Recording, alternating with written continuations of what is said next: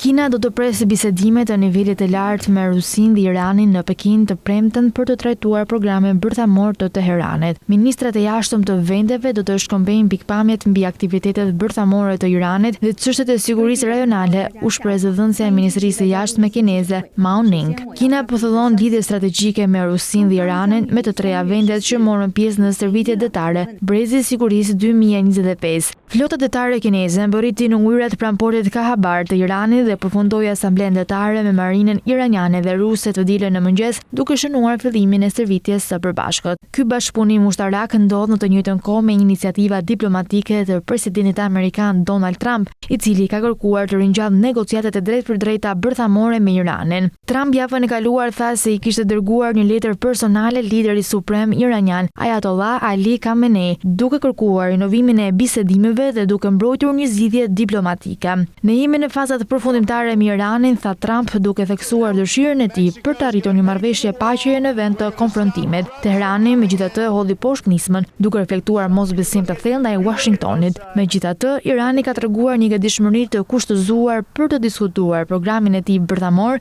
pasi Trump propozoi reduktimin e rezervave bërthamore. Misioni i Teheranit në OKB tha se bisedimet mund të vazhdojnë nëse kufizohen aspektet ushtarake. Trump kërkon të angazhojë Rusinë dhe Kinën në diskutime për të reduktuar ndjeshëm arsenalet bërthamore dhe buxhetet e mbrojtjes. Ai theksoi një ambicie për të përgjysmuar shpenzimet ushtarake, duke theksuar se arsenalet ekzistuese mund të shkatrojnë botën 50 apo 100 herë. Megjithatë, përpjekjet e mëparshme të SBA-s për të përfshirë Kinën në reduktimin e armëve bërthamore kanë hasur vazhdimisht në rezistencë nga Pekini. Superfuqia aziatike pohon se SBA-ja dhe Rusia së pari duhet të zvoglojnë ndjeshëm rezervat e tyre bërthamore.